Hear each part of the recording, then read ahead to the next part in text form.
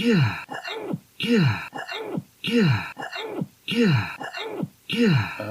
You all right there? What kind of sneeze is that? This is Metal Nerdery.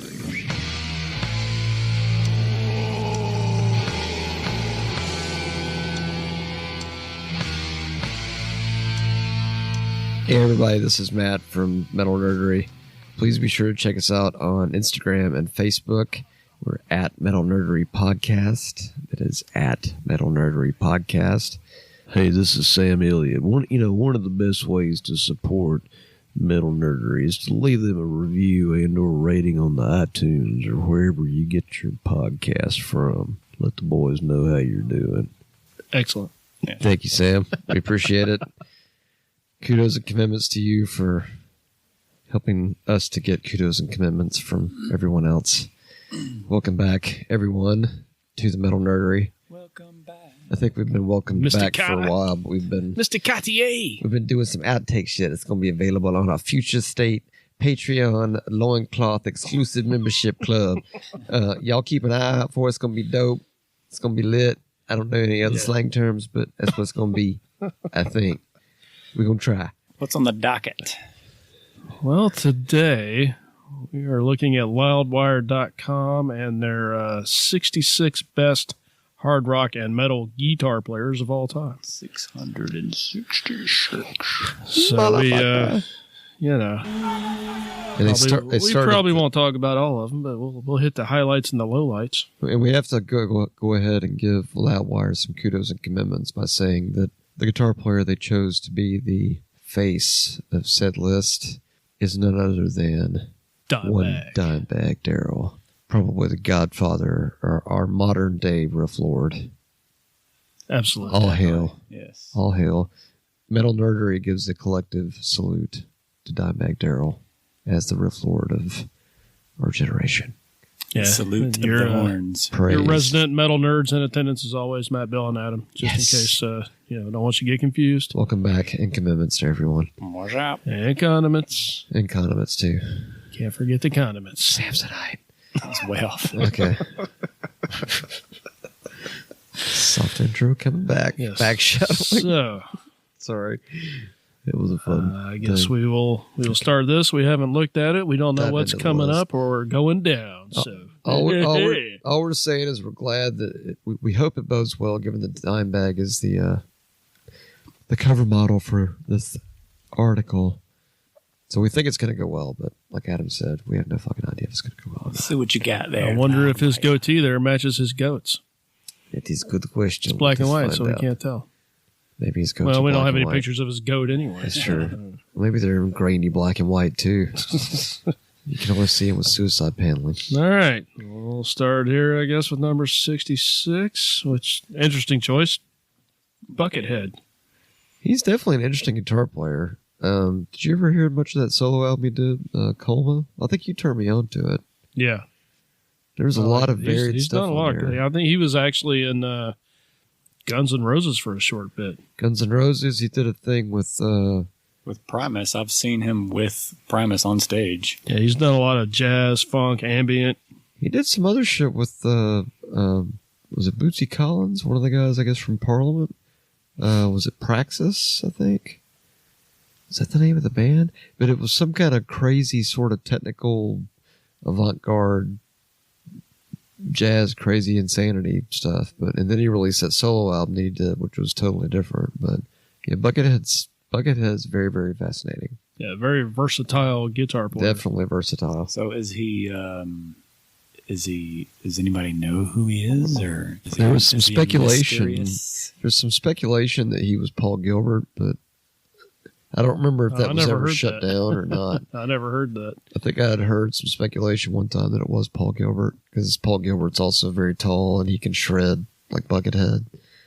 But I don't know how you could see. To me, to do that something would have to slip out about his style. You couldn't, because you can't mask that. It's like you can't totally be, like Andy Kaufman and yeah, the other dude. Tony Clifton. Yeah, Tony Clifton. It's like, it takes a special person to completely separate that. I don't know how you do that as a guitar player. How do you have a different personality playing one way versus another. That's just, I can't wrap my brain around It's like the interwebs is Brian Patrick Carroll. Okay, so not Paul Gilbert. Definitely, if you're in the mood to just check out a guy that's all over the place. It says here he's released 118 solo albums. What? No. No. I don't know. That's what it says. And that was in 2015, so. Wow, he's got to be like up to, 1,000 now. Yeah, right. Adjusted for inflation. Started in 87. He's moving along.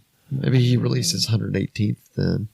65, Terrence Hobbs, Suffocation. It's a band I know of, but I've never listened to. Not too familiar. So I don't have much to say on that. I don't know him too much. Commitments to Terrence Hobbs. It says here he plays with high action and he pulls off surgical palm mutes. Well, it does kind of beg the question how he pulls off that stuff if he's got high action, because anybody that's ever played that knows that's kind of difficult. It makes him work. He's working for it. He's working for that metal man. 64, Chris DeGarmo. A.K.A. Todd Doggett. Especially with that hat. Absolutely. Doesn't he? He looks just like in my dreams. That didn't sound right at all. Wait a minute. I want What? to back up. Wait. Wait, what? He's in your dreams? No. What I meant to say is he looks kind of like a skinnier Don Dokken in the In My Dreams video by Dokken. Sure. Okay, and we're moving I'm just on. going to say he was a really good guitar player. Yeah, he was, and I think he went on to fly airplanes later. Yes, he did. Because I guess being a rock star... Didn't he do a lot of too much for the him. a lot of those uber high-pitched backing vocals? Yeah, I think for so. Queensryche also, I think. Yeah, he kind of had like the higher pitch than normal, the backing vocals, but it worked nicely. Yes, it did. It was great to work with him as a singer. This is Geoff Tate. A little inside info there. I share what I can. It's a service. I'm influencing myself. He was in your band, right? Yes, I also influenced him as well. Chris DeJarmo Chicken. Thank you. Sharmo Chicken. Mike McCready. Was it Pearl Jam? Yeah. I never really got the whole Pearl. I mean, they were talented, but I just didn't get the whole Pearl Jam thing. It's just like with Nirvana. It just lost me. I never got Nirvana. There bad. was some Pearl Jam that I really did like. They had a lot of really good songs. Yeah. And they had some really good guitar player too. I mean, yeah. I'm not even knocking. I'm just saying I just never got the. I guess it's the Matt's unpopular opinion. I just never got the hype. You stayed all metal all the time. I did, man. I rode that shit hard through grunge. Gross. Phrasing. Right. Stop. We're Sorry. gonna- But your lips hurt real bad. Moving on. I mean, I'm not knocking them. They were good for what they did, but definitely not metal. I needed my metal. He was involved in Temple of the Dog as well. Now, that was good. I did enjoy that. That was probably more heavy. It was than almost the Pearl same Jam damn stuff. thing. No, it had a heavier vibe to it, I think. Just a touch heavier. Yeah. I think their bass player was in that too. Pearl Jam's bass player. Oh, really? I Was it think. Jeff Ament? I don't know his name. I don't know. I think it might have been. I'll have to check with Ian Hill, see if he was ever on the cover of Bass Player Virtuoso Monthly. They were mainly dominated by the battling Eddie Vedder and Chris Cornell. yeah, that guy. Battling. Twin Box. 62. Paul Wagoner. Wagoner, Between the Buried and Me, which I've heard some of their stuff. Those guys are pretty badass. I can't say I'm Prequel to very the sequel. familiar. I have not kept up with them a lot lately, but I mean they're uber talented for sure, and they're kind of sort of that techno genre. I like one of their song titles here, Prequel to the Sequel. Yeah, I just saw that. I like that. Metal's Pink Floyd. That's probably pretty accurate. I mean, they're from what I remember, they're pretty varied. Yeah, they kind of hop all over the map, but they've got a nice. Are they the one that did that covers album? Yes, they did. They did like Yeah. Blind Melon and Motley Crue and Metallica. Yeah, they just did like a good whole job. swath Yeah, of they did a different good job stuff. with that. It was very varied. Brett Hines, from Mastodon. Local riff master. Yes, from the ATL. Yeah, I dig his style, man. Everything, the stuff he plays, the riffs they have, I don't think I'd ever heard anything like Mastodon until I heard Mastodon. No, Would you agree? it's- Riff-wise even? Yeah, Or I mean, song-wise? I remember when I first came across him was the Leviathan album. Yes. And that's a I classic. could not stop listening to it. Oh yeah. It was one of those albums I just couldn't stop. Oh, I couldn't help myself. It was it was Blood and Thunder. I mean, that's the opener. That's kind of like, fuck yeah, that's. It was one of those we're talking about. They pack so much. Well, this is pretty much every album they do. Just about they pack so much into it. Oh yeah. That you have to just keep listening to it to dissect it, to pull it apart, to really grasp what the hell you're listening to. Tons of riffs, tons of changes, tons of just all kinds of it's insanity, but it's awesome because it's just like layers and layers. The first time we saw them, they were opening for Slayer. That was that Thanksgiving show. Oh man, that was awesome. That was with Killswitch Engage too, I think. Yeah. Yeah. But I spent the whole Mastodon show watching the drummer. Oh yeah, because if you watch that guy play drums, Braun, you can't not watch him. Oh, he's amazing, he's man. A monster. That dude is a fucking kudos and commitments to Braun. Is it Braun Taylor? I don't know. I think it's Taylor Dollar. Yeah, I just remember Taylor, we were going to that show. Awesome. I get to his house. We were both feeling like crap. We were both like coming down with something, and so I looked at him and I was like, "Shots." We need shots. Oh yeah, I remember you saying yeah. So we did a few shots. We got down the show. Got to the show. Did some shots. We were feeling. Yeah, it was good. It ended up being a good night. It was quite a good night. It was fucking Slayer. It was probably the best Thanksgiving ever. Really, I mean, let's be honest. I think even Chandler would approve of that. Yeah, I was totally thankful of Slayer on Thanksgiving. It was stupid. Oh, this is Chandler Bong. Yeah. What? Huh? Chandler Bonong. Yeah, that was a Hetfield cool is number 60. I don't know. 60. Man. All right. Loudwire. I don't know what you got.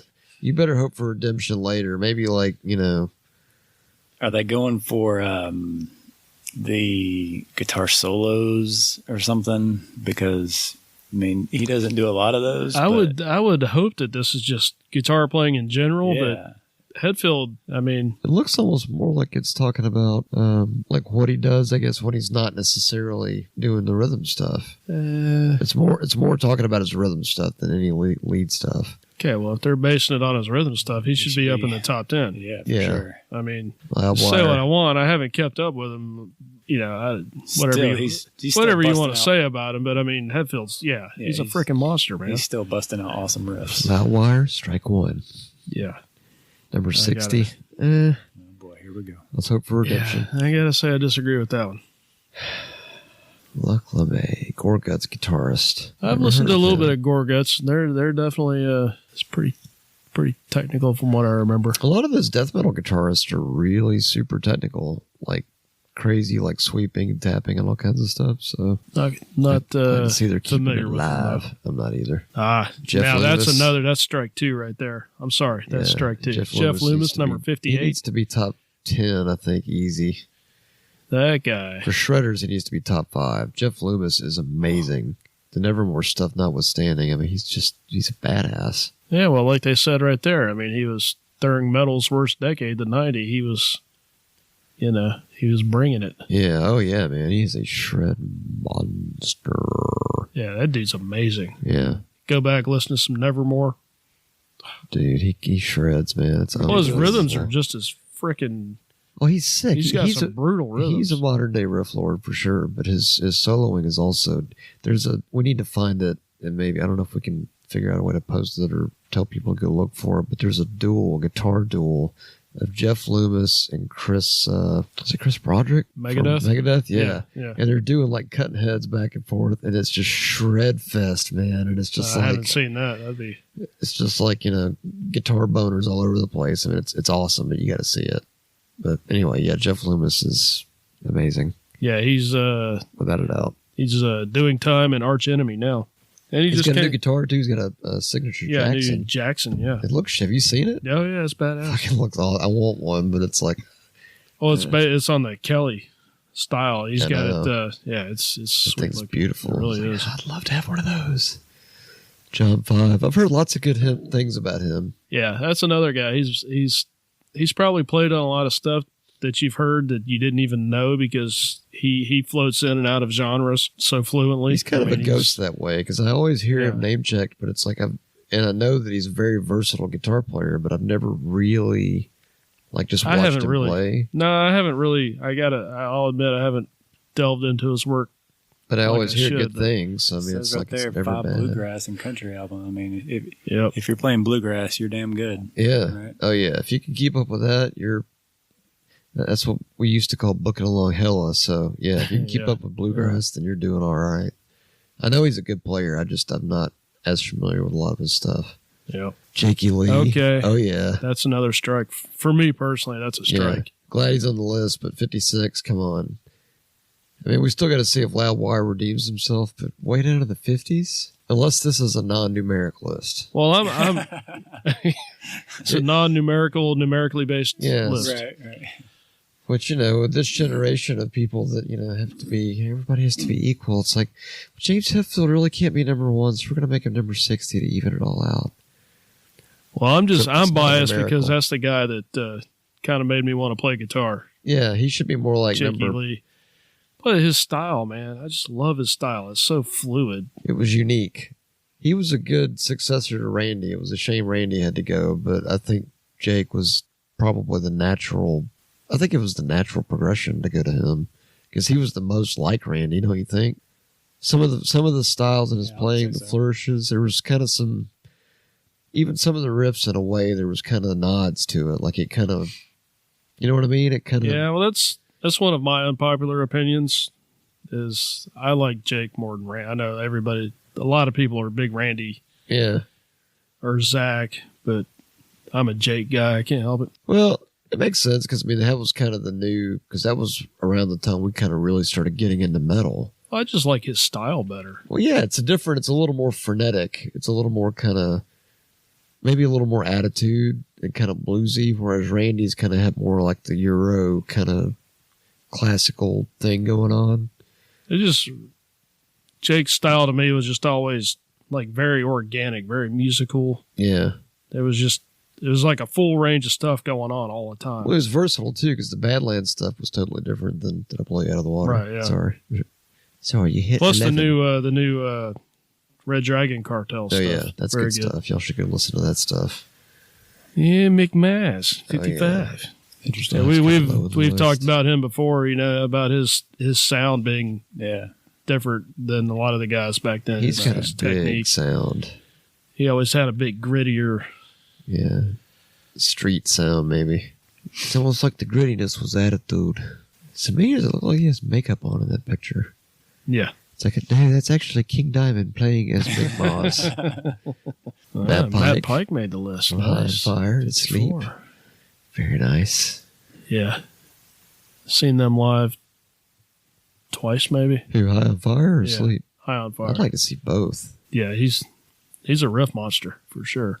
I love this piece here. Between Tone Attack and The Feeling in the Fingers, Pike has unleashed devastating riffs that can easily be confused for the best riffs off Master of Reality. Goddamn right. Yeah, that's pretty awesome. Good stuff. That is good stuff. Cynic, Paul Masvidal. I've got a Cynic CD. I haven't listened to it a lot, but I know they're kind of a little different. They're kind of on that progressive spectrum. Yeah, they're definitely. I don't think they like the 4/4 time signature. Let's just No, put they're it that probably way. a big fan of Walk, 12/8. They probably do like sound checks in 12/8, I bet. There we go. 52, it needs to be higher up. Even his King. Even his beard is angry. Kerry King. You can tell his beard's mad, but yeah. He's got to be on the list. He just for sure. he actually just switched from BC Rich after how many decades To what? to Dean. Really? Yeah. This is like a brand new. They're releasing 50 handmade signature models. I need to That- check that out. I didn't know that. That's kind of cool. They cost $8,666. Wow, it's like, dude, you've gone more metal and said 6,666, but I guess it still I works just out. don't. If you're a fan, a big fan and a collector, and you got money to burn because you don't have a family, then hey, go for it, But otherwise, It's all if you're about the dollar. You know what? If I've you got it, never. spend it, I guess. I personally feel like I've got some pretty nice guitars, and I've never paid more than $900 for one. some people just gotta have I it. can't see paying $8,000 for a guitar. I just can't see it. If I was a crazy rich person, I might do it just for the hell If of you're it. crazy rich, yeah, And it's whatever. kind of nuts, but Okay. You all right there? What kind of sneeze is that? He won't sneeze. I'll projectile It's been a slide over everything. It's a lifelong thing. He will not sneeze. If I sneeze, it'd be like the end of Ghostbusters. It'd be like when the marshmallow thing blew up and it was like, everywhere. Sooner or later, that's going to come out your ears. Yeah. How do you stop it like that? What the fuck? I don't know. It's superhuman. Got a sneeze gate. Or stupid. Sneeze gate. Sneeze gate. Sneeze gate. Dude, man, put on your sneeze gate. We're broadcasting. Andy LaRocque, Rock, from King Diamond's band. He's a badass. Yeah, he should be on there for sure.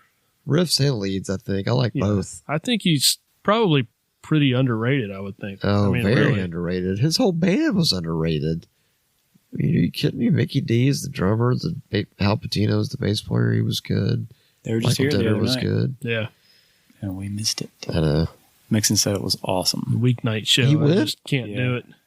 Yeah. He told you he was going. I saw your little Facebook back and forth. Well, he seemed to think I was going. I was like, I didn't think we were going, but maybe I should start going. Anyway, sorry, Eric. Maybe you should start clarifying conversations you're having with people. Yeah, maybe I should Should have went. I should have went. KK. The Priest. Not to be confused with Kerry King. No, that'd be the KK Downing of the Judas Priest. Yeah, he was a definite good match for Glenn Tipton, I thought. Yeah, he was actually in the band before Glenn. Really? Yeah. Yep. Interesting. Oh, I did not know that. I think back in the day he had a Flying V, which he had Hater, customized. I think, Well, this is before that. oh, okay. That's why I said back in the day. Back in the day. Sorry. Further, well, let's just put it this way: further back in the Further day, back in the Further day. back in the day. We're back shadowing even further. the early hours. Back shadowing the early hours. He had a Flying V Gibson with a tremolo on it. Wow. Yeah, I remember seeing that. It's one of the first times I ever saw a Gibson with a tremolo, and still don't know if I approve. It's kind of a strange concept. I'm talking to you, Alex Lifeson. Ooh. Calling him out. Trey Azagthoth. He looks kind of like Bruce Kulick in a way, doesn't he? Yeah. Like a hard-living Bruce Kulick. He's a weird dude. I've read a couple of interviews with him. All I can say is he's a weird dude. I don't know. Must be the power of Satan that gives him the riff power, the lead power. Don't deny the power of Satan. I know there's a lot of Maybe he's people just like the Morbid Angel. I've never really listened to him, but yeah, they get name checked a lot. Sinister Gates is from the old Avenged Sevenfold. old. Well, ye old Avenged Sevenfold. I was going for wordplay and I blew it. It's one of those I just can't get into. Yeah, I don't really. I know he gets, Kids Today. I guess like him. Kids Today. But I've just never really heard him much. I never like his System of a Down. System guy. Now, here's the thing. Whether you like System of a Down or not, you do have to admit that there is nobody else that has ever or really will ever sound like System of a Down. Yeah. No, I agree with that. I'm one of the people that I just have never. But to be fair, even if you're Can't not do a it. fan, you got to admit, though, No, I mean, they're great at what their they originality factor is amazing. do. Yeah. Yeah, So- for sure. And I do have to kind of be in the mood to get into it and listen to it. But for what they've done some. I think it's impressive what they've done. The fact that they got in, made their statement, and then we're out, and then just bolted. Yeah. Because they did literally within I think the first album was 98, and then the last two came out in 05, and it was like, we're out, see ya. No boss. The music's good, but when the vocals get and the guy can sing. Right. It just doesn't.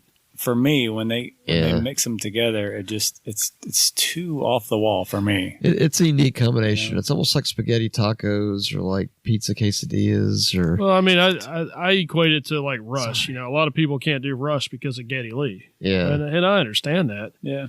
But I like Rush. Yeah, You know I what I like mean? Rush, So. Yeah, not naysaying. It's just that you have to admit their uniqueness Well, that was like transcends. Dave Matthews. Dave Matthews was great till that guy opened his fucking mouth. And Yeah. I was like, what'd you say? Whatever, dude. I can't. Yeah, sorry, I'm not gonna crash into you, bro. Dave Murray, You of little course. Iron Maiden on there, Dave. He has to be on there. He must be. One of a few, hopefully. I might probably could go argue up a that he little might further. be higher than that. I know he's not like a super flashy guy, but I can't wait you till we get can't into you the can't next say that his playing. I mean, the guitar player in one of the most influential metal bands of all time, kind of like KK down Right. there. I mean, Yeah.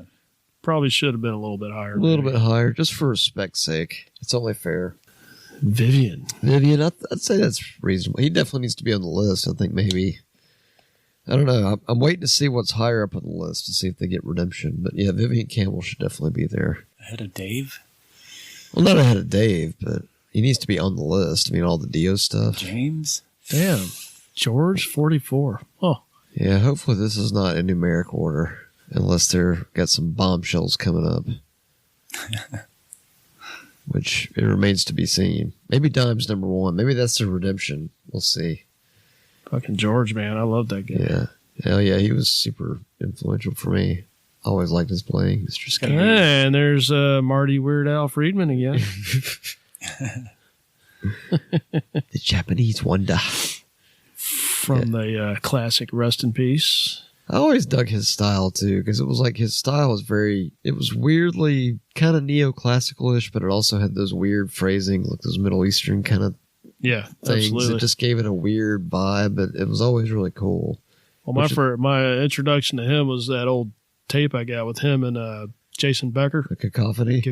Yeah, that was good stuff. Some people were probably like, holy shit, man, I've got that. On Shrapnel. That was cool. Even that, he did an instrumental album called Dragon's Kiss, I think. Or there was a song called Dragon's Kiss. It was really good. Sounds vaguely familiar. Gary Holt. Oh, yeah. Exodus and formerly of Slayer. Badass. Well, still of Slayer. I was going to say, they're on the final campaign. They're still campaigning, yeah. Yeah, Gary Holt's a badass. Part of the original H team, right? For Exodus. Gary Holt. and Hunnell. Yep. Yeah, Gary Holt's definitely a badass. Oh, yeah. Absolutely. Part of the original San Francisco scene. Good stuff. Children of Bottom. Guy, a lot of Children of Bodom, Alexi, Leho. Sorry if I screwed it up, dude. I do have one of their albums. I think I was going to say, early I think 2000s. I did buy one at one point. It's like it was pretty thrashy, kind of, but I don't know. It didn't really stick with me. It kind of had that Scandinavian thrash thing kind of happening. He's a good player, but I probably need to go back and listen to it to review. But I have heard his name mentioned a lot. There's my man. Achterfeld. Michael Achterfeld. The Swedish man with a German-sounding name. Pardon me, that was Flemmy. Flemmy. Yo, this is Flemmy Killmaster. Flemmy Snotmaster. Hey, what's going on? Snotmaster. Nice. Michael Achterfeld. No, but Opeth he's is awesome. He is awesome. He is definitely a unique. He's evolved, man. It's like Opeth has gone from doing like progressive sort of death metal, I guess, to more almost like 70s prog. Like 70s prog with rock with like a heavy edge. Yeah, it's cool. You know, and they're like anybody else. There's like the contingent that Opeth is bloated and Opeth, overhyped, maybe. Yeah, that kind of thing. We're like, I don't know. I listen to them and I think they're brilliant, man. I love them. Yeah, it's. We'll have to have a day of like. There's a good fall day. To listen to that. A good fall day. Put on one of the more recent Opeth albums. I mean, it just. Oh yeah, it's magic. It's good stuff. It's almost like bringing that 70s prog rock vibe into the now, kind of like Down bringing Sabbath into the 90s. Same vibe. Yeah. Yeah, it is. It's glad good I made it all tangential. Vernon. Nice. Was he with Jim Carrey on Living Color? Oh, wait. No, he was in a band called Living Color. That was different than the TV show called In Living Color. Very good. I get an A for being smart today. He had those like non sequitur kind of solos sometimes. They were kind of jazzy in a freaky way. Yeah, they were like freeform non sequitur jazz and a rock metals. I don't know. It was like a. What was funny though is the way he would play. It was like the phrasings and stuff he would use. It sounded like just insanity. But then if you listen to it a little further, it's like you could hear kind of the jazziness. Yeah, of it. You could hear it. It worked. Yeah, but it had more of that. It was like, I didn't really catch it until later. Because when I first heard it, I was like, what the hell is he doing? Because it just sounded like just unload the shred machine and just go. But then you listen to it and you start picking up on other shit. And it's like, okay, now I see what he's doing. Yeah, he's a good player. He is that. Jerry Cantrell. Or Cantrell. It's Cantrell. The Alice and/or the Chains. Yeah, funny seeing him with short hair, particularly after when he did that whole campaign after Metallica cut their hair with Load. And he wrote something on his guitar. I think the yeah. bass player said something like "Friends don't live, friends give haircuts" or something. Something like that. Yeah. Yeah. I missed that. And now 20-something years later, he's got short hair. Wow. Coincidence? I don't know. I think he's got long hair again now. Yeah, I Okay, think so. probably. Yeah. They're on tour now. Looks like he's wearing a He's, members only jacket. A members only biker jacket. That's what it is.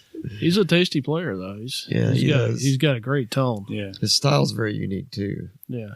And his tone is good. It's like a very unique fat tone. See, Spatial that tone. was another band where I don't know, probably draw some heat for this, but it's like I really, really liked him, but Lane Staley would get on my nerves. Really? Sometimes. It's just like sometimes Such I'm a just good like, voice. But lyrically, yeah. See, that's what I'm saying. There's so many people that, but to me, I was like, every once in a while, I'm like, sometimes it's the way his voice was, though, because it was uniquely Lane, kind of like the guy from Surge from System of a Down. I'm not It's saying uniquely I his could have done voice. any better. Absolutely not. I can't sing worth. But you like what you like, and you don't what you don't. Yeah, and that's fine. And, Yeah, I know what you're saying. But I get it, because there's been times like that song "God Am," where he has that kind of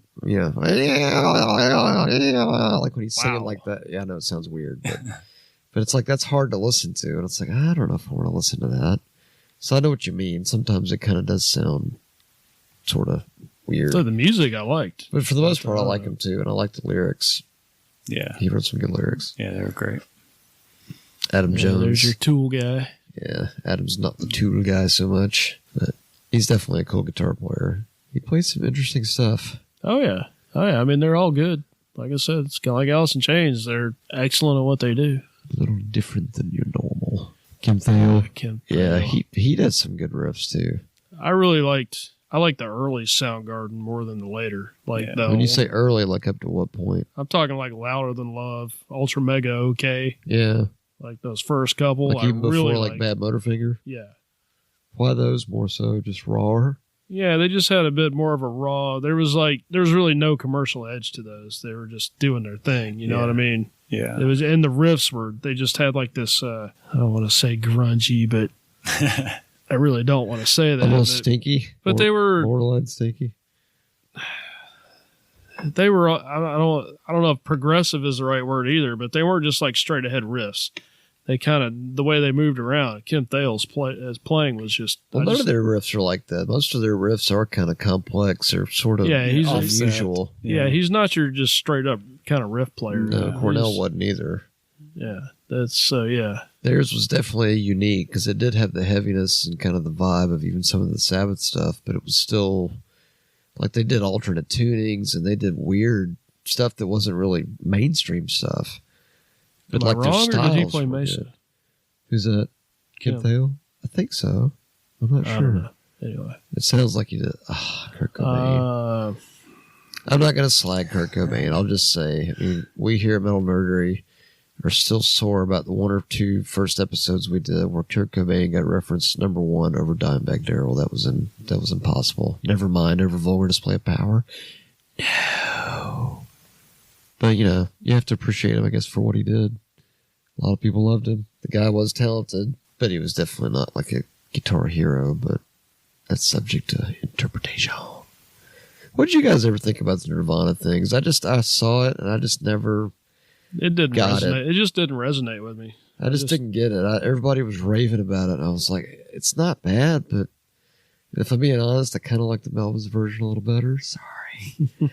But I saw it, I was like, that's cool, but I'm like, I don't see what's so great about it. I didn't go out and seek it, but if it was on or whatever, I wasn't, this is terrible, turn it off. Yeah. Right. It was Yeah. tolerable. It was Yeah. fine, but it Yeah. was just like I never got the big, WTF about it. If anything, I was in that time frame of that kind of music. I listened more to the Soundgarden or the Pearl Jam or Alice in Chains. Yeah. I Way- used to way listen more to than like me. Soundgarden or Alice in Chains more Yeah. so. Way more than Nirvana. Yeah. I didn't dislike them, but I didn't, like I said, I didn't really seek them out or whatever. I mean, give them props and, where they need to. As long as it's not Smells Like Teen Spirit, it's, it was good. Right. Yeah. Yeah. But, Yeah. but that song was way overplayed. Oh, yeah. They blew that one out of the water. Yeah, another band from that era, from that locale that never really. They put 2 albums out. My Sister's Machine. They were cool. I really I liked like those them. guys.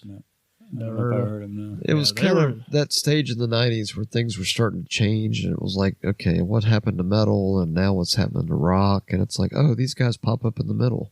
My Sister's Machine was a bit heavier than... Probably more so. I mean, they were definitely heavier than like Alice in Chains. Yeah, they were heavier than Alice in Chains and heavier than Pearl Jam. They kind of had they were probably maybe a little bit more like Soundgarden, early Soundgarden. They were a little bit heavier like that. I thought they were kind of like they bridged that divide between like metal and then like all that other grunge shit that was going on. They were sort of that in between. They were kind of a little more on the heavy side, but they were really good. My Sister's Machine. Yeah, they were good. Satch. Wow. Looks like he's got a... What? Silence. Hair. Crickets. Yeah, but if I shaved his arms, I could probably make like that Dimebag Darrell. It's like he's hairless from the elbows up.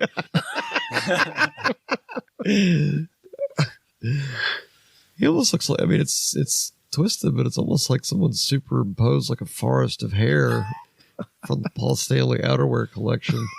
It's the zip-off sleeves from the vest. Your hair sleeve. All right, we're getting off topic. I remember when Surfing with the Alien came out, man. When Satriani put that out, that blew everybody out of the water because that was at the height of the shred era in the 80s. I'm surprised he's 34 because he's looked at as one of the kings. Yeah, because he taught Skolnick and Kirk Hammett. And his name's all over others. the place. Steve Vai, I think. Yeah. Yeah, he taught Steve Vai. I mean, Satriani's like a master, and he made that first album, not even Surfing with the Alien. I think it was it Not of This Earth? Or maybe something else, but he made it for like $10,000. He got a credit card and just maxed it out, and just made an album. Talk about rolling the dice, man. It's like, dude, you don't know what's going to happen. And he did it. And now we have Satriani. Yep. So he's another one, though. I can't say anything bad about his playing, but his music just doesn't really stick in my head. Yeah. Some songs, obviously, but I don't know. Potato, tomato. It's fun. That newest album he put out with Glenn Hughes. Yeah, that's pretty good. I listened to some of that, and that was really good. Yeah. I like that. It's kind of a grower. I need to go back and listen to it some more. Adrian Smith. Yo, Adrian. Adrian. Yeah, he's definitely got to be on the list. His melodiousness. Those guys are badass for sure.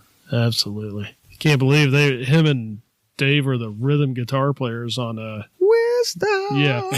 I know, right? Magic in the night. I still say they made them the rhythm players so they wouldn't show the other guys up. Yeah, that's what I'm saying. Come on, blokes. Ace Frehley. Hey, Frehley. I do like the Ace Frehley.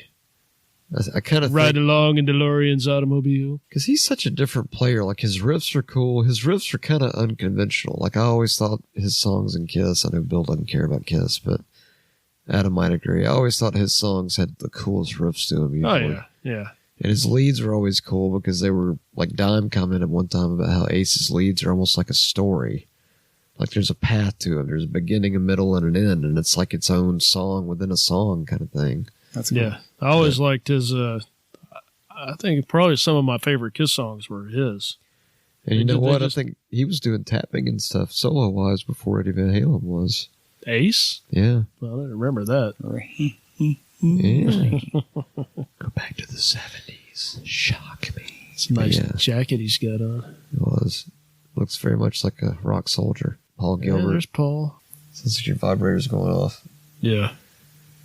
Hold on. Adam's vibrator's going off. We'll talk. I'll talk to that later. Time for some frosting. Paul Gilbert was a super shredder. It's kind of funny. He never really got into many other bands. Like he had that Mr. Big thing, and then I guess he did that Racer X. But I mean, other than that, just kind of like a lot of solo stuff, right? Yeah, a lot of solo stuff. When we did that Supergroups episode, and I put Mr. Big on there, I didn't realize Mr. Big had so many albums out. Yeah. I was like, what? So he was part of that probably the majority of the time. But in the late 80s, I think he used to do those metal, what was it, some kind of metal method guitar player course or something. Anyway. Yeah, number 30, Glenn Tipton. The Half and Judas Priest. Can't argue with that. Gotta love the Tipton. Solo Master. 29, the Alex Lifeson. With his tremolo Les Paul. He almost looks like someone's grandpa going to a board meeting with the jacket on, and it's like, it's like, I had to go play corporate rock, man. It's like, no, you don't, dude. I always liked his solos because his solos were a lot of times kind of out there too. You know what I mean? They were, but they always had a structure, and they didn't veer off the path too crazy. But sometimes they get a little woo. Yeah, but they were a lot of them were never what you would think would go with the song. You know what I mean? It's not like you would phrasing wise or something. Yeah, I can see that. Yeah, he definitely had an interesting style, and you know what's funny? I've grown to like his style more over time. Oh yeah. Like I used to kind of think it was too chaotic, and then the more I listen to it, I'm like, oh, now I kind of see it. Well, he had a kind of a unique position to fill. He kind of because you had Neil Peart and Geddy, two rhythm monsters. Yeah, so he kind of had to fill a lot of space. Yeah. And he did. I mean, they did that. Of course, they also had like the pedals and stuff like that to kind of accompany it. But guitar-wise, I mean, his phrasing and stuff, and even solo-wise, riff-wise, it would fill space. It would make it sound bigger than three people. Yep. Which is artistry. Johnny Ramone. Huh. Interesting. See, when I read that 1, 2, 3, 4 in print, all I can think is fucking Hostile. That's all I can think. But I know the Ramones were there first, but sorry. I'm not as familiar with the Ramones. I respect them and know what they've done, but it's like I haven't listened to a lot of Ramones. I haven't listened to a lot of them either. There's times where I've been out in the shop at the house and I'll like be looking for something to listen to. A couple times I put the Ramones on and it's good stuff. I mean, it's straight ahead, straightforward. You know, it's like heavy rock. It's all stuff that sticks in your head, though. You know what I mean? It's basically memorable. punk, right? But it's almost like kind of softened punk a little bit, or poppy punk. Yeah, I know it's not really pop. It's more like kind of just in your face, but they were kind of more like just a old school rock and roll punked up a little bit. Yeah. Kind of. Yeah, they had that vibe. Right. Yeah. But they were kind of the beginning of that. It seemed like back in the day, like with the punk movement. Yeah, Michael Schenker. From Germany. He's been in all kinds of stuff. Yeah, Scorpions, UFO, Scorpions. MSG. He's been all over the place. The Kali Schenker group. He's always had those cool black and white guitars, whatever. Yeah, it makes me think of those cookies. Was it the black and white cookies? Oreos? No. Those ones you get like it. Dude, don't make it weird. No, I was talking about like those ones you get like at bakeries and shit that are like half. It's like half the circle's white and half of it's black. It's like a yin yang if it went to like a chiropractor. That's what it looks like. Know. Straight. Kind of bakeries you going to? I got nothing. I don't know. I got nothing for that. Yeah, you got edibles and stuff there. I don't know. Unfortunately, here, no. Zachy Wild, number 26. He's definitely had an impact. Yeah, he can certainly play as well. He can certainly play, but one thing I got to say I disagree with. I do not think. Didn't you say there was some rumor about a Pantera reunion and they were talking about using him? Yeah, it's always. I read some things recently where it's still being talked about, But at this point, with Vinny gone, it's even more like, why would you? So who are you going to get now to be the new Vinny? I mean, and as much as I like Zach, I don't. He's not Dime. Yeah. Nobody was Dime. And it's nothing against Zach, but it's just, it's not the same thing. It's kind of like. You never know until you listen to it. Yep. Yeah. But, I'm sure he could pull it off. Yeah. Chuck Schuldiner, of course, he's always considered a master, founder of death metal. Definitely a very important figure. Especially progressive death metal. Very progressive. Alex Skolnick. Yeah, Skolnick 24. Monster Shredder. I don't know. I think so far I'm still kind of like, okay, why does it feel number 60? This is only 66. Are you judging recent work or are you judging lifetime? Steve Vai, okay. Maybe these people are more shred covered. I would think Vai would be higher than that. Yeah. Just like Satriani. Yeah. I mean, he's a complete innovator type. You know what I mean? Oh, yeah. He's like nobody else. Well, I mean, right there in that picture, he's tonguing the guitar. So yeah. That guitar probably squeals like one of Dime's, reverse tremolo dive bomb screams. Does that sound right? Reverse tremolo dive bomb scream? I don't know. As far as the old school ones, you think of like Hendrix and Page. They might be at the top, maybe, because I didn't think about those. Because if we're looking at just modern, but they might be going back, so it's possible. 22 is John Frusciante from the Red Hot Chili Peppers. I'm not real familiar with his playing. I hear he gets a lot of good stuff, but I know it's more kind of funky. Yeah, I'm not super familiar. I like the old Chili Pepper stuff. But Yeah. Tom Morello, okay. 21, really, over James Hetfield. He's almost 40 spots above Papa Het. Yeah. A lot of people harp on him, but he's I mean, he's a very innovative super player. talented. Yeah. I'm Super not- talented, and he, that whole genre, he's, he took charge of it. Yeah, oh yeah, You know. absolutely. But yeah, I mean, Because they got the anger of metal for sure, but it's definitely not Way- necessarily metal per se. way ahead of Hetfield and Yeah, that's not right. Dave Murray and Loudwire, On you and can talk on. to your editing department. If you'll have, Jeff Hanneman at 20, that's sort of redemption. That must have been after the spider bite thing. so good, man. Yeah, it's a shame we lost him. But yeah, Jeff Hanneman is a master. Raining Blood, South of Shred Heaven. Master. In fact, most of the, I think I found out later that most of the creepier Slayer riffs are usually because of Jeff. The Yeah. darker, Yeah, I creepier think I shit. read that It's too. usually his stuff. Joe Joe Perry. Perry. Hmm. I guess so, because he was kind of a big riff guy back in the 70s, I guess, with Aerosmith. Because Aerosmith back in the day was, Oh yeah, they had a lot of great Big. music, like pre-Permanent Vacation. oh yeah, like Get Your Wings. That album front to back is solid. Pretty much anything they put out, Toys in the Attic, Rocks, all the early stuff. I mean, Get Your Wings is my personal favorite. Back in the Saddle, they got lots of Yeah, stuff. I mean, he's a very influential player. So I mean, I don't know. I wonder if we think about this, do we think that Metallica is perhaps beyond Aerosmith in terms of popularity? I mean, for us and our kind, I would say yes. I'm talking worldwide. But for most people, Probably maybe not. Maybe not. Okay. Yeah, you're probably our kind. I like that. Angus number Angus Young. 18. He's one of our kind. He is, God bless the Angus Young. for sure. That man is a blessing. He is a blessing. Praise him. Give offering to Angus Young. His style was always so cool. His sound was so big. I think he played, what was it, like Marshall JCM 800s or something? It was Marshall. Or some kind of JCMs, but they just had that. Dave Mustaine once said that if Eddie Van Halen had a brown sound, then Angus Young's sound was like glowing orange. Which, Okay. if you think about it, like listen to Power Age, yeah, that's exactly what it sounds like, glowing orange. Yeah, all his riffs are just Yeah, ridiculous. but the sound and is so the energy big. and the Yeah, and his Badass. solos were the kind that stick in your brain. You know Yeah. what I mean? They weren't like Earworm you. he wasn't like shredding scales. You know what I mean? That's the kind of lead playing I like. You They know had what I mean? feel. They had. I mean, they were bluesy too, so they actually had some kind of grooviness to them. But yeah, they were always good stuff. John Petrucci, of course. 17. Number 17. Great shredder and great riffer.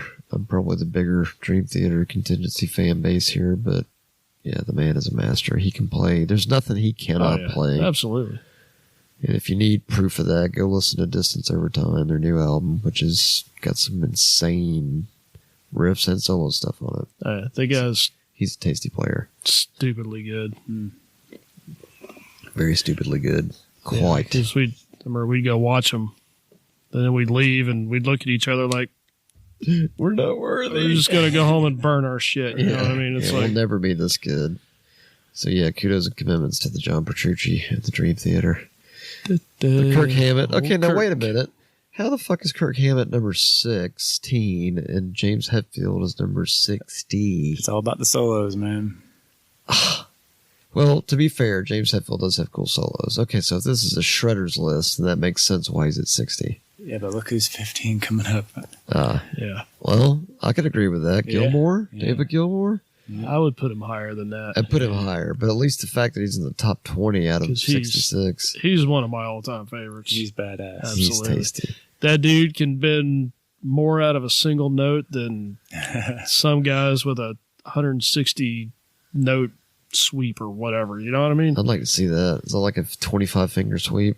You have to use your toes. He's got so much feeling. I mean, He can write some songs. it's freaking ridiculous. Oh yeah, Gilmore is definitely one of the greats. I mean, just his sound, his tone, playing single notes it's It's big. full as it sounds. It's big. It's amazing. Big time. Yeah, I've always liked his stuff. And that's not even like we were talking about before. I mean, that's not even super metal, but his playing, it's like it's left its imprint on metal today. Oh, yeah. like stuff that we like. Gilmour has impacted it. So if you've never listened to Pink Floyd, go dig some of that out. We just saw Petrucci, right? Yeah, he's influenced by David Gilmour. Yeah, but they did Dark Side of the Moon, one of their live albums. Yeah, the cover. Yeah. I read an interview where he said, because they were doing like Number of the Beast and Master of Puppets, very guitar driven. So he said when they did Dark Side of the Moon, that was actually hard for him because the guitar is like so sparse and loose. Yeah. And he's used to more. This guy's probably got to be a challenge heavy, for Petrucci because he's kind of a guitar, Yeah, so that kind of says something. Playing Gilmour was hard for him because he had to learn how to dial it back. Right. Well, it's almost like having to learn how to be an actor and do a love scene because the way David Gilmour plays solos, it's like they're just so beautiful. It almost makes you cry because sometimes, depending on what exactly it is, what you mean. Yep. It's just like it'll move you because it's just like just one bend. It can just talking about it. It's just like fucking A. But I mean, he can do that with just a handful of notes. Yep. Exactly. And say things that people who got a whole catalog of. Still holds up today. Oh, yeah. Right. Yeah. Yep. So, yeah, Metal Nerdery does endorse and support fully the Pink Floyd and the David Gilmour. Oh, yeah. Kudos and commitments. Pete Townsend. Pete Townsend's got to be on there. I've Master of Rock. Probably in more recent years, I've started listening to a lot more Who and appreciating it more. There's some edge there, man. And he's a freaking good guitar player. Yeah. I mean, I know he's not one of these shredder types, but he's kind of a riff master. He's very creative. Yeah, I mean, just the vibe and the stuff that he would play. Because even like Entwistle was a really awesome bassist, but those two together, it's like the Real Me. Well, like when Wasp covered the Real Me. Yeah, they did a perfect replica version of it. I mean, it stood up with the original version. It was awesome. So yeah, the Who definitely had some heaviness to them that they brought with them. Yeah, they were kind of like a band like Zeppelin, where their songs would be so varied, so many styles. Mm-hmm. You know what I mean? Which I find impressive. Yeah, because they never pigeonholed themselves into anything. So not into a corner or a hole. Of course, we have Yngwie, No Donuts for Me, Malmsteen. Yngwie. To be fair, Yngwie is. Oh yeah, he is amazing. Oh yeah. At the one thing he does exceptionally well. You can't deny what he does. Yeah, the one thing he does exceptionally well. He's amazing. He is truly amazing. I will remember the first time I ever heard that. I think it was the Live in Leningrad album. He did like a live album after one of his more recent studio albums. Hashtag soft intro. Hashtag back shadow. Sorry. But he did this crazy solo that was awesome just to hear him shred. But it was just noodly pretty much. He did get into like some riffy stuff and played like Black Star and some other stuff. But it was still a killer solo. But it was kind of like, there wasn't as much there. But it was like he did what he did. He was doing a lot, but he wasn't saying much. Basically. Hashtag also soft intro. But yeah, basically. The man can play.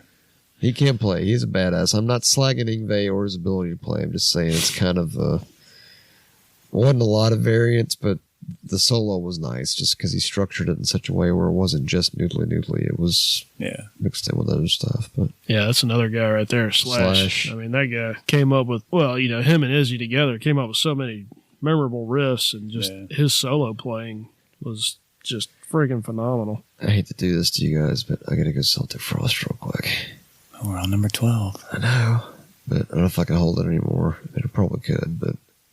What are you, a girl? I don't know. No offense. Hold on, I'll tie it in a knot. We'll just keep going. We're number 12. We can move past it. Brian May. Number 11, Brian May. Yeah, that guy was... He needs to be on that list because riff and lead-wise, he had both. Super talented. Both. Yeah. And still, he's transcended genre because, everything Queen did was... there was some metal stuff. There was some jazzy stuff. There was some another one that holds orchestral. Holds up today. Yeah, he's still brilliantly worshipped. Red Special. That guitar, that guitar has seen some battle. Well, he's had different versions of it. He's had companies have made him. Okay, he's made some other ones. He's probably not still playing the original. And isn't he some kind of ridiculous, like a chemical engineer? Yeah, he was like some kind of freaking rocket scientist type guy or something. I don't know. He was. Yeah, he's a Because he came up with this whole switching system on the guitar to do all kinds of stuff with the pickups. Makes Carvin look like amateurs. Yeah, I mean, he's a smart guy. I put 25 switches on there. Hold on. All right, now we're about to crack the top 10. Right, now let's hope 10. for some redemption here. Well, maybe not total redemption, but some redemption, because there was some question marks in here, but Yeah. I'm excited for the top 10. All right, here we go. Number 10. What do you mean? Megadeth. At least he made the top 10. It's more than we can say for Hetfield. Here you go, Dave. You got a victory. Yeah. Is that a little bit of victory for you, Mega Dave? What do you mean? What do you mean? At least he made the top 10. I always kind of dug his lead style, but I liked his rhythms too. Yeah. I think I've said it before, but I don't know how he sang over some of that stuff. I don't either, man. That was no way. Technical. Way technical. My concentration would have been play the riff. Yeah. Yeah, that would have been way too technical For for him me. to be able to speak words over it, you know. Yeah. What do you mean? Yeah, that would have been a lot to take on. All right, number 9. Jeff Beck. I do have some Jeff Beck, but I haven't listened to it a lot. But I think he's a finger player. He's actually not a pick player. Kind of like Mark Knopfler Yeah. from Dire Straits. Now he ought to be on this Yeah, list. that guy's He's not a metal dude, but he definitely needs to be on that list. The guitar player from Dire Straits. That guy's amazing. Yeah. Jeff Beck is a guy that obviously I've known about my whole life, but have never really listened. I've never really delved into anything. And we don't want to mean offense. It's just No, more not just at hadn't all. got into it. But he's respected for sure because he always gets name checked in Absolutely. every guitar circle. So he gets kudos and commitments, no doubt, and condiments. And Samsonite. Number 8, old Randy. Yes, I think he definitely needs to be top 10. I would say so. I might even say top 5, but that might be greedy. But top 10 is definitely reasonable. I wonder what he would have. What do you think would have happened with the whole Shredder era? I hear a lot of people having that, or I read about a lot of people having that conversation. It's like, what? Yeah. Because, I mean, what, he put out 2 albums or something? And that's 2 it. albums, and he influenced how many guitar players off of 2 albums? Right. I mean, it's pretty amazing. And you still get the argument today, the Van Halen versus Randy Rhoads, and it's kind of like people won't knock either, but they will admit that, God, if Randy was still alive, I mean, he was giving Eddie a run for his money, so. Yeah, I mean, he's one of those guys that would have, because I think he was a guitar teacher at one point or something. Yeah. But he's one of those guys that was like always practicing kind of dudes, you know what I mean? So he would have, Road style. Yeah. Like Dimebag He would style. have just gotten better and better and better. Yeah. Oh, yeah. It would have, the whole genre would have changed probably if he'd stayed alive. If he didn't tragically get killed on that plane crash. But All right, number 7. Clapton. Clapton. I like Clapton. I respect Clapton. I like a lot of the riffs, some of his solos, and maybe this is the unpopular opinion, but I kind of feel like Clapton's sort of overrated, but maybe that's just me because I'm not as big I'm of glad you said something like that for a change. It wasn't me. I feel like I'm being a negative dick. No, I mean, it's just, and it's not even, because I mean, Clapton's fine, and he is talented, but it's just, and I like a lot of the stuff, but I think he's kind of a little overhyped. Well, it's a different time. Yeah. Well, it's more rock blues style, I'm not. Yeah. But if I'm slagging listening, him. if I'm gonna say like my favorite rock blues player though, I'm going with like SRV, Stevie Ray. Man. Yeah. Stevie Ray was a shit. Yeah, That dude could play. and that's no slag against Clapton. No. I think it's more just. I mean, could be a generational thing too. Yeah, Could be. Yeah. be. I mean, I know he's respected, and I do respect him in that regard. And I do like his playing, but I just. Yeah, I mean, there's that's like just some me. songs of his that I really like, and then there's most of those just like it's there. It's not bad, but it doesn't. Whatever. Yep. Yeah, tomato, potato, clamato, Richie Blackmore. He's kind of a strange bird for me because it's like I like his riffs and I like his soloing, and there's a very specific sound about his style that kind of lends itself to like that kind of the beginning of that sort of neoclassical. You know what I mean? Not really, but kind of. No, he definitely played a part in kind of bringing about that movement. Well, and even the way Deep Purple sounded, it's like you could kind of hear the natural progression into Rainbow because it kind of had that sort of Like the fact that he's got a band called, what is it, Richie Blackmore's Black Knight or Magic Knight, or there's some other goofy side band he's got where he plays like the lute or something. There's some girl from like a Renaissance festival dressed up. Well, there it is right there, Blackmore's Night. That's it. If I knew how to read and wasn't illiterate, it'd be better. But when you hear that and you see it, it gives you a certain vision, and that to me is kind of what Richie Blackmore does. It's kind of like with Yngwie. It just kind of gives you that visual of here's the headspace you are when you're listening to this. Yeah, but no, he had a very influential style. I mean, quite so. And then even in the Rainbow, you know. Rainbow was like Deep Purple a step further, I think. Rainbow doesn't really get talked about like Deep Purple did, but I think it was probably just as influential. I think so, because it was kind of a different change in metal, because it was different than Deep Purple. Deep Purple is sort of in that same vein as like Zeppelin and Sabbath, like the early. Yeah. And then Rainbow was sort of almost like that refined, kind of almost like the refined point. Like if somehow Sabbath could have like edited from like Sabotage to about Heaven and Hell, that's kind of where Rainbow came in.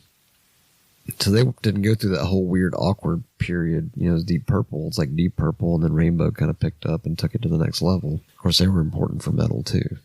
All right. Crack the top 5. Number 5. Here we Come go. on. Here we go. Come on, 6. Dimebag. I've got the top 5. That's... As long as he's in the top 5. Kudos and commitments, yeah. Yes. He definitely needs to be. Definitely needs to be. It's a freaky picture. It almost looks like he's wearing a tie. That's what his beard looks like. Hair tie. A hair tie.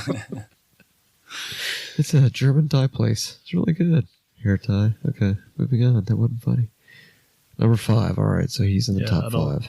We could go on talking about Dimebag, but I think we've talked about Dimebag quite a bit. We all can. I think everybody that's listening knows how we feel about Dimebag. Yeah, we love Dimebag. Dimebag should come back. So we love Dimebag. All right, number 4. Edward Van Halen. I guess that's predictable. Kinda. Yeah. You got to see him on the. I mean, top he of the influenced like Randy. I mean, but influenced countless players. Oh, yeah. Go to YouTube and check out the. There's a solo. I think of him and Van Halen at the US Festival in like '83, and he does like a 10-minute solo, but it's badass, man. Oh yeah, I'll have to check that out. And he is hammered too, but it's just he's nailing it.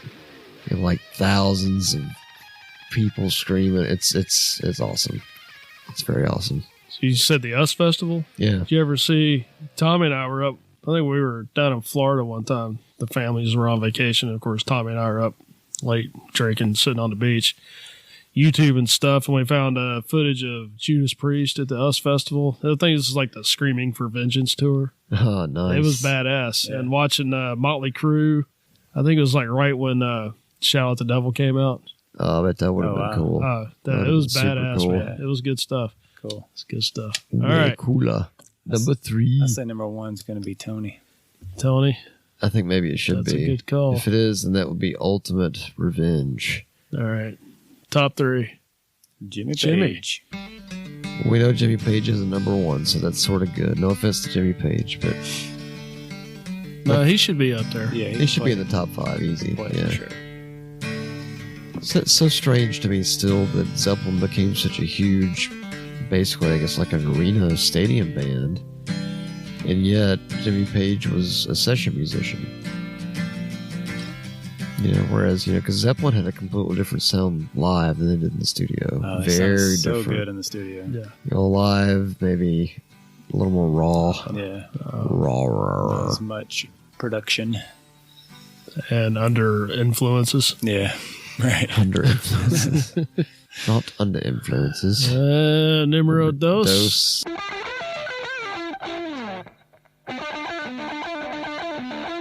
Oh boy. Oh boy. So now I'm scared about number 1. I'm betting number 1. What can number 1 be? It's got to be Jimmy Hendrix, that is. That makes Hendrix. That kind of makes sense, because Hendrix... You know what? I'd be all right with that. I'd be happy with that. I'm glad Tony's at number 2, though, because I personally think he is... Solo-wise, he should be there, but Riff Lord... In fact, it even says there, this Black Sabbath Riff Lord is often credited as the founder of metal music, where his work on such classics as Paranoid and Iron Man started a musical movement. Yes. Where would metal be if Tony Iommi hadn't severed the tips of its 2 fingers, forcing him to adapt to a different style of playing? Summon the Thimble Master. Thank you, Nigel Nigelson. Nigel Nigelson, Thimble Master at large.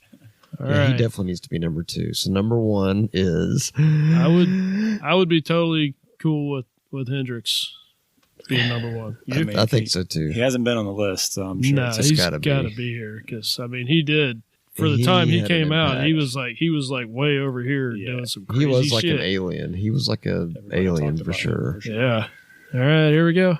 Number 1 is it's got to be back to the top. What's the name of the list again? That's the metal. So we'll refer to this as our Metal Nerdery Lystical competition, but compilation. Although it is Loudwire, I just wanted to get the list right, and it was like 66 something.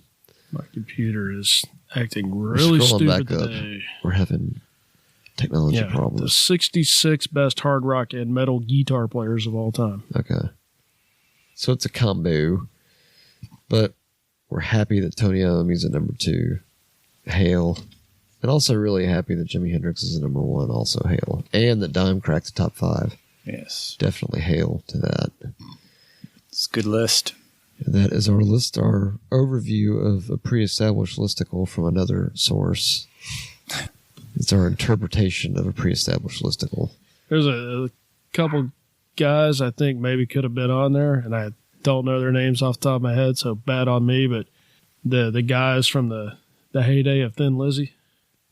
Yeah, they probably should be on there. They should be on there because they're playing influenced Priest, Maiden, and everybody that's wasn't John Sykes and Thin Lizzy for a bit towards the end. Okay, so it wasn't in the heyday. No. Okay.